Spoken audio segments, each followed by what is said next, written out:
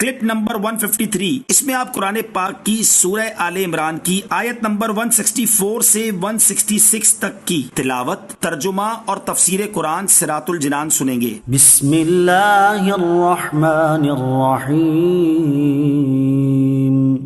ترجمہ، اللہ کے نام سے شروع جو نہایت مہربان رحمت والا ہے۔ لقد من اللہ علی المؤمنین اذ بعث فیہم رسولا من انفسہم يتلو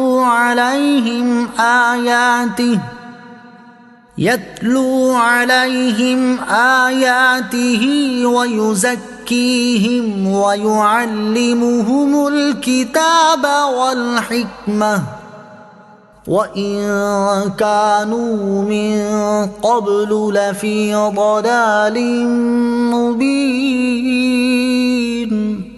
ترجمہ، بے شک اللہ نے ایمان والوں پر بڑا احسان فرمایا جب ان میں ایک رسول مبعوث فرمایا جو انہی میں سے ہے۔ وہ ان کے سامنے اللہ کی آیت تلاوت فرماتا ہے اور انہیں پاک کرتا ہے اور انہیں کتاب اور حکمت کی تعلیم دیتا ہے، اگرچہ یہ لوگ اس سے پہلے یقیناً کھلی گمراہی میں پڑے ہوئے تھے۔ لقد من اللہ علی المؤمنین، بے شک اللہ نے ایمان والوں پر بڑا احسان فرمایا۔ عربی میں منت عظیم نعمت کو کہتے ہیں۔ مراد یہ کہ اللہ تعالیٰ نے عظیم احسان فرمایا کہ انہیں اپنا سب سے عظیم رسول عطا فرمایا۔ کیسا عظیم رسول عطا فرمایا کہ اپنی ولادت مبارکہ سے لے کر وصال مبارک تک اور اس کے بعد کے تمام زمانے میں اپنی امت پر مسلسل رحمت و شفقت کے دریا بہا رہے ہیں، بلکہ ہمارا تو وجود بھی حضور سید دو عالم صلی اللہ علیہ وسلم کے صدقے سے ہے کہ اگر آپ علیہ الصلوۃ والسلام نہ ہوتے تو کائنات اور اس میں بسنے والے بھی وجود میں نہ آتے۔ پیدائش مبارکہ کے وقت ہی آپ صلی اللہ علیہ وسلم نے ہم امتیوں کو یاد فرمایا، شب معراج میں بھی رب العالمین کی بارگاہ میں یاد فرمایا، وصال شریف کے بعد بھی قبر انور میں اتارتے ہوئے بھی دیکھا گیا، تو حضور پر نور علیہ الصلوۃ والسلام کے لبہائے مبارکہ پر امت کی نجات و بخشش کی دعائیں تھیں۔ آرام دہ راتوں میں جب سارا جہاں محو استراحت ہوتا، وہ پیارے آقا علیہ الصلوۃ والسلام اپنا بستر مبارک چھوڑ کر اللہ عز و جل کی بارگاہ میں ہم گناہگاروں کے لیے دعائیں فرمایا کرتے ہیں۔ عمومی اور خصوصی دعائیں ہمارے حق میں فرماتے رہتے۔ قیامت کے دن سخت گرمی کے عالم میں شدید پیاس کے وقت رب قہار عز و جل کی بارگاہ میں ہمارے لیے سر سجدے میں رکھیں گے اور امت کی بخشش کی درخواست کریں گے۔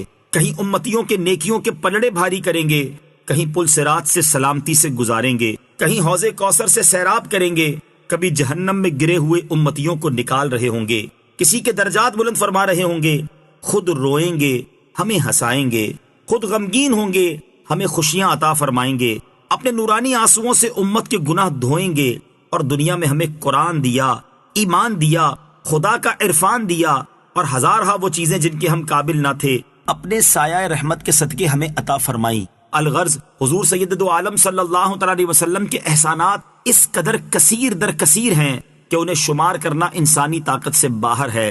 اس آیت مبارکہ کے الفاظ کی وضاحت کے لیے سورہ بقرہ آیت نمبر 129 کی تفسیر ملاحظہ فرمائیں۔ أَوَلَمَّا أَصَابَتْكُم مُّصِيبَةٌ قَدْ أَصَبْتُم مِّثْلَيْهَا قُلْتُمْ أَنَّىٰ هَٰذَا قُلْ هُوَ مِنْ عِندِ أَنفُسِكُمْ إِنَّ اللَّهَ عَلَىٰ كُلِّ شَيْءٍ قَدِيرٌ۔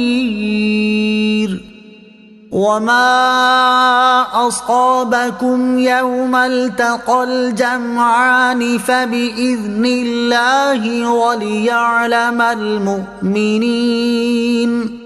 ترجمہ، کیا جب تمہیں کوئی ایسی تکلیف پہنچی جس سے دگنی تکلیف تم پہنچا چکے تھے تو تم کہنے لگے کہ یہ کہاں سے آ گئی؟ اے حبیب تم فرما دو کہ اے لوگو، یہ تمہاری اپنی ہی طرف سے آئی ہے، بے شک اللہ ہر شے پر قادر ہے۔ اور دو گروہوں کے مقابلے کے دن تمہیں جو تکلیف پہنچی تو وہ اللہ کے حکم سے تھی، اور اس لیے پہنچی کہ اللہ ایمان والوں کی پہچان کرا دے۔ اولما اصابتکم مصیبہ، کہ جب تمہیں کوئی مصیبت پہنچی۔ یہاں غزوہ احد کا بیان ہے۔ اسی پیرائے میں یہاں بیان کیا جا رہا ہے کہ تمہیں میدان احد میں تکلیف پہنچی کہ تم میں سے 70 شہید ہوئے، جبکہ میدان بدر میں کفار کے 70 آدمی مارے گئے اور 70 گرفتار ہوئے، تو کفار کا نقصان تو دگنا ہوا۔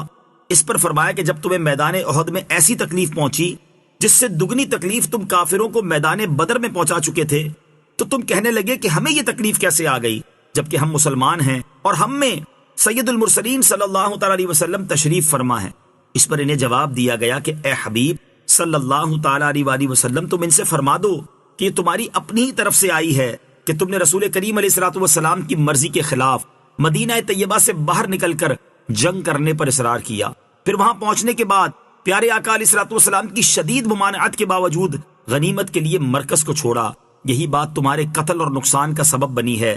مزید اگلی آیت میں فرمایا کہ میدان احد میں کافروں اور مسلمانوں کے مقابلے کے دن تمہیں جو تکلیف پہنچی تو وہ اللہ عز و جل کے حکم سے تھی، اور اس لیے پہنچی کہ اللہ عز و جل ایمان والوں کی پہچان کرا دے، لہٰذا اللہ عز و جل کے فیصلے پر راضی رہو۔